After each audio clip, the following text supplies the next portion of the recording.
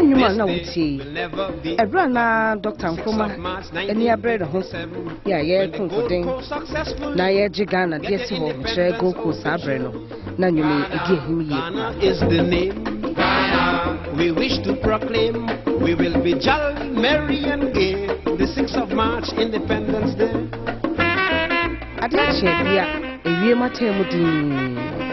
Dakro dapombi a 6th of March. Afia pema hankro ni edunum enson. Ghana ye de yie na chese nije abakrom papa. Isanse na chese Kwame Nkrumah adom yen. Wo haw ni kodanda ene nkwasom a efie bebre ni Ghana ekomo ene abofi edi mpudimpu etwetwe so a no na chese abawi akasa. Proclaim we will be jolly, merry and gay. The 6th of March, Independence Day. Na yenhwe eyikyire kakra efa kwan na ye boaboa ye ho atoto ye niema na ya twen Dr. Kwame Nkrumah wabeka kire se ampa fa hodie ne yensa kampa efie be wo ha ne ye kire a English boni ene afoforo bi bedi ye so no watumi aboa me age no de na ekoso anapa no ansa opie monte. Ghana is the name. Ghana, we wish to proclaim we will be jolly, merry and gay. The 6th of March, Independence Day.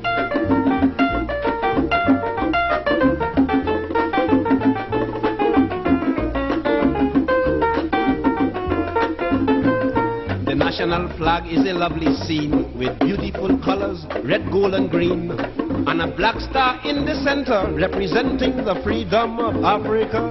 Ghana, Ghana is the name. Ghana, we wish to proclaim we will be jolly, merry and gay. The 6th of March, Independence Day.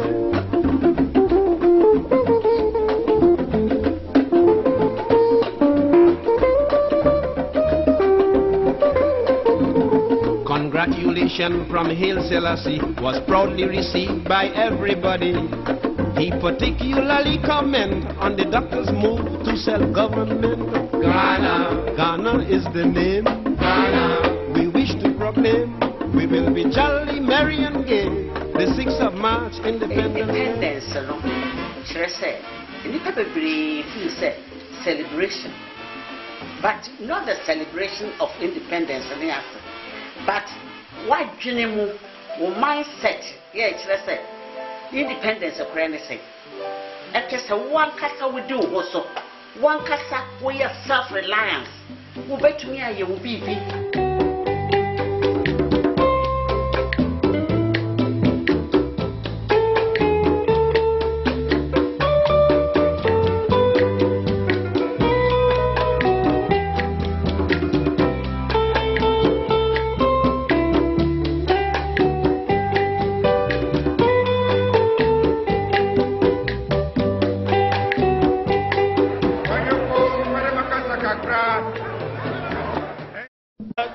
Ghana, your beloved country is free forever.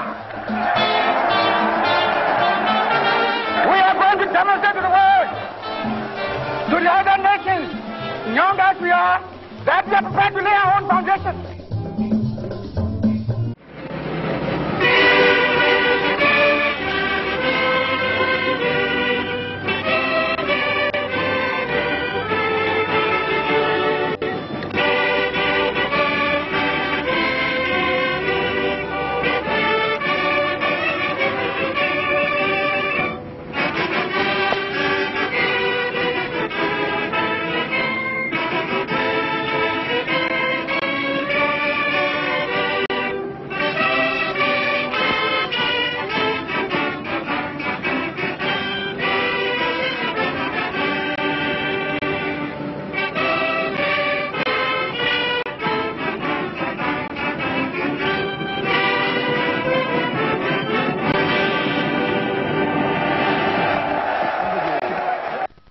Saya Dr. Kwame Nkrumah wokanya na mu oduye no eno ena gije ya baba na ama ene fahudie ya ikrai yetumi enya.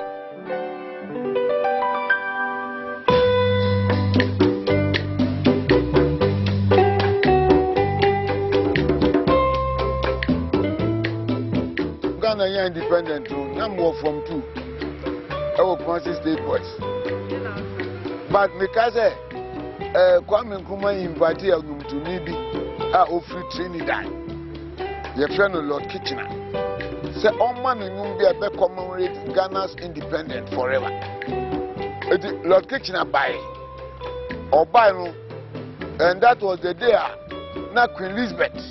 And so I also behind the flag over at my head because British flag has come down. It is a Ghana flag no.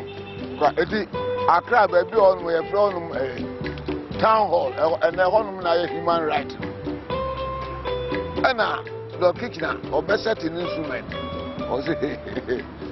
This day never be forgotten. That is of March 1957 when the Gold Coast successfully get your independence officially. Ghana is the name. Ghana we wish to proclaim. We will be jolly, merry and gay. The 6th of March, Independence Day.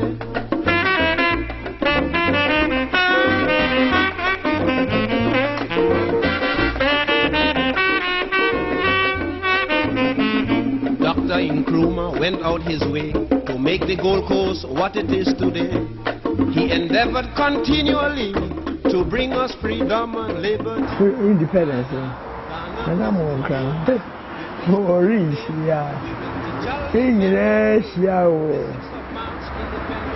Parliament House, I want another house in I started Crawford P. by.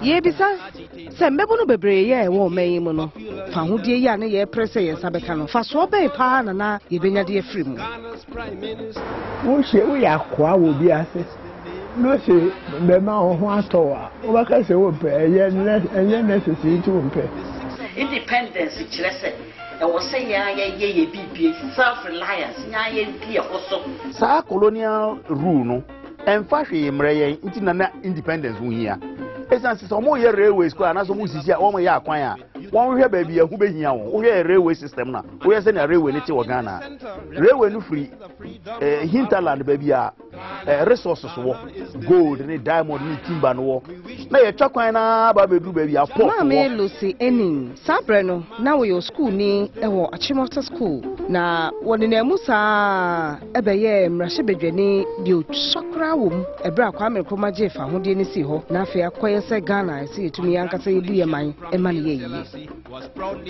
na wo school but the preparation of independence in Asami America me uncle which were very very active until me bibia so ye independent preparation na though na me school na mo Achimota school si toban ena na aba Gold Coast ne Ghana ya na epia Dr. Kwame Nkrumah se chinchira anche ehia se ye betimi enya fa hodi Kwame maka asebi wo se fa hodi de enya rio but ade wo ye nimu e wo se ye se sanya kasa ye be self reliance ye betumi e produce aduane ye betumi aye ye betumi a kire ye maade ye be ko school benya doctors enti we no ne program na wo na nimu a it was established state enterprises see your course ya a rubber can be any wa ye be importable group the school system no so na reading writing and arithmetic ya train obroni na nsi technical schools bebre ahi bia kakra bi keke ohima ya na wo abrochimemu osman na msini ya wono no ye Duchess of Kent emani besi anan na wo ba no what in some who do him now, Professor Ghana for you now, Etie, Edismano. Now, say Sabria Ghana, and yes, half a hoodie. Or shall I say, yeah, quay, no. Fahudino, Ebeban Faso, Ediamai. Dr. Kwame Nkrumah, Sabrina na woyi sansem fie or hima edebetu ye nimnanu. O say sasudie no wonim se eden fasudie ebeba ne memu ama o my Ghana etumi ediye.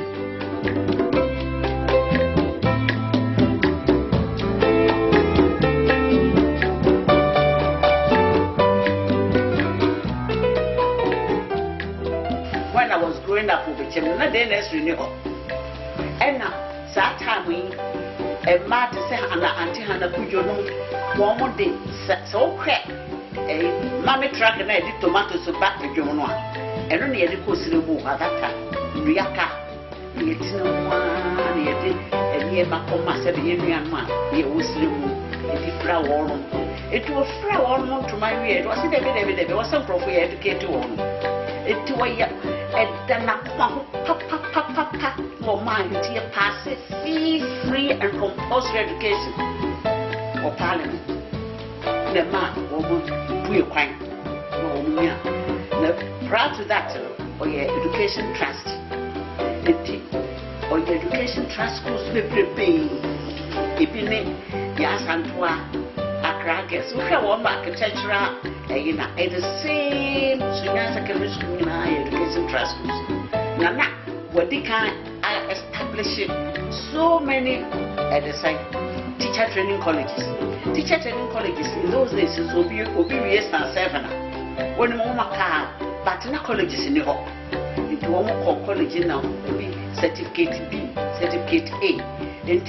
At one in answer, no, Otria Wamaka, your allowance. They were not paid any fees because I didn't a poor woman, my young and never call teacher training because who could teacher training now would train school fees there.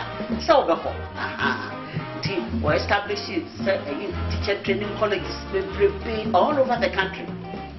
And I don't know for starting the secondary schools, day nurseries, polytechnics, any day nurseries, all and a day nurseries really. At that time, I did about one. Maybe Nipari finish and you follow papa. Well, Freno, communal labor. It is a government council school or better material. Now, I don't know about the room. We fancy me offer a typical example, Bechem. Yes, Bechem Hospital thing. No offer what they will say. And the Thursday, Obia Kwafu, Yakoya Pasafujuma. That Pasafujuma, a man of Suanuya, the man be a carpenters, and a man of what we see my woman diniade. Into a whole day. A Jumaya Bay and it's a Sabia contract. I'm away. Oh, it's government better cement or better roofing sheets or better way. Not masons and artisans and the Yaka. No one said a Juma pass a labor working ready. Chrono and a or say Sasudia no one himself at the Fasudia, a beba, the memo. I'm all my Ghana, it me a ye. Ofa Ghana memo Sabrina, Dr. Kwame Nkrumah, na wono na wo etiteni a wodamra shebedwem no. Na che say wadane prime minister ankasa ya wo hwe na watoto niema e wo main mu. When we had our internal independence, Kwame Nkrumah as the prime minister, I became his personal cameraman. Edidi mo a wo beye panimu pa e wo main mu a me kire cabinet.